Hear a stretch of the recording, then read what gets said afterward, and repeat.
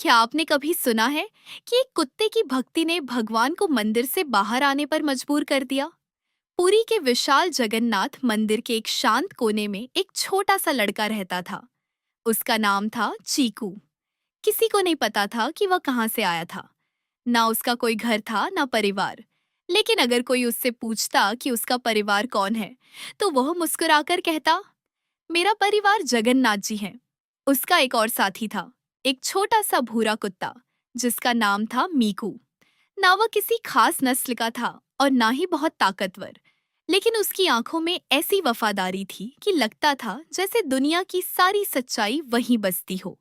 चीकू और मीकू दोनों मंदिर की सीढ़ियों पर रहते थे। साथ खाते, साथ सोते और पूरे दिन मंदिर के आंगन में लोगों को देखते रहते। दिन में जब मंदिर भक्तों से भर जाता, घंटियां गूंजती, शंख बजते और लोग भगवान के सामने हाथ जोड़कर खड़े होते, तब चीकू दूर खड़ा सब देखता रहता। कभी कभी वह धीरे से मीकू से कहता, देख, सबके पास कोई ना कोई है, माँ, पिता, भाई, दादी, लेकिन हमारे पास सिर्फ एक ही है, जगन्नाथ जी।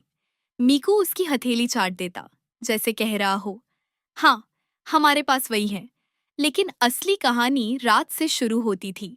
जब मंदिर खाली हो जाता, दीपक की लौ धीमी पड़ जाती और पूरा आंगन शांत हो जाता, तब चीकू धीरे धीरे गर्भगृह के सामने जाकर बैठ जाता। वह भगवान से डरकर नहीं, बल्कि दोस्त की तरह बात करता था। जगन्नाथ जी, आज एक बच्चा अपनी माँ से लिपटकर सो रहा था। क्या मुझे भी कभी कोई ऐसे पकड़ेगा? मूर्ति शांत रहती, लेकिन चीकू को हमेशा लगता कि कोई उसकी बात सुन रहा है। एक दिन मंदिर में बहुत हलचल थी। एक अमीर सेठ भगवान के लिए बहुत कीमती आभूषण लेकर आया था। सोने के गहने, मोती, हीरे, पूरा मंदिर चमक रहा था। चीकू दूर खड़ा ये सब देख रहा था।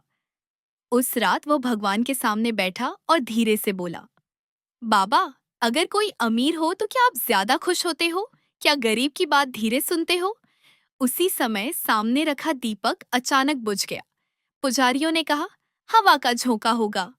लेकिन चीकू के मन में पहली बार एक हल्की सी चुभन पैदा हुई। कुछ ही दिनों बाद मंदिर के मुख्य पुजारी की तबीयत अचानक बिगड़ गई। मंदिर में अफरा तफरी मच गई। चीकू बहुत डर गया। उस रात वो भगवान के सामने बैठकर बोला, अगर बाबा भी चले गए तो मैं भी यहाँ नहीं रहूंगा। उसी रात मंदिर के बाहर कुत्तों का झुंड रोने लगा और मीकू भी बेचैनी से चक्कर काटने लगा। कुछ दिनों बाद पुजारी ठीक हो गए, लेकिन उन्होंने एक फैसला लिया। उन्होंने सोचा कि चीकू का भविष्य सुरक्षित होना चाहिए, इसलिए उसे एक अमीर परिवार के साथ भेज दिया जाए।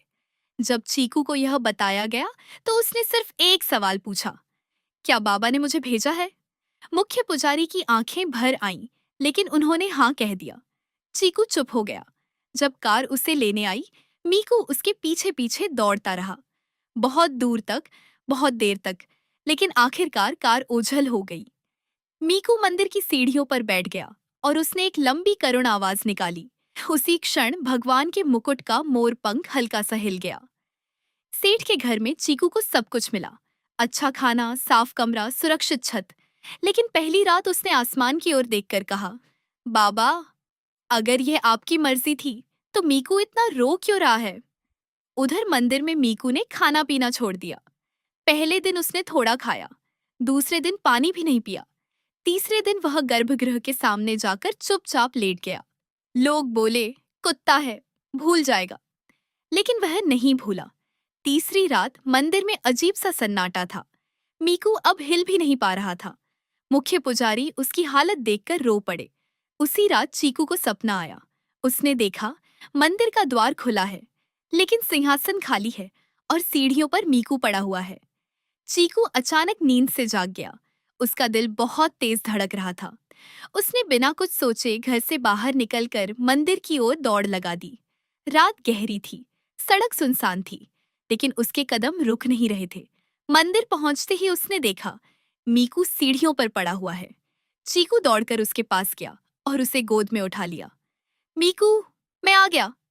उसी समय भगवान के मुकुट से एक मोर पंख नीचे गिरा।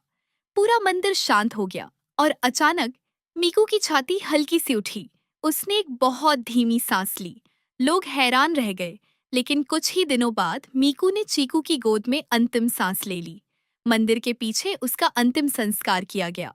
अगली सुबह जब लोग मंदिर पहुंचे तो उन्होंने देखा भगवान के मुकुट से मोरपंख गायब है और वह मोरपंख मीकू की कब्र पर रखा हुआ है।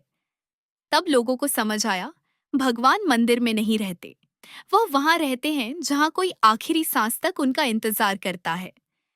अगर आपको जगन्नाथ जी की लीला पसंद आई तो लाइक, सब्सक्राइब और शेयर जरूर करें। जय जगन्नाथ।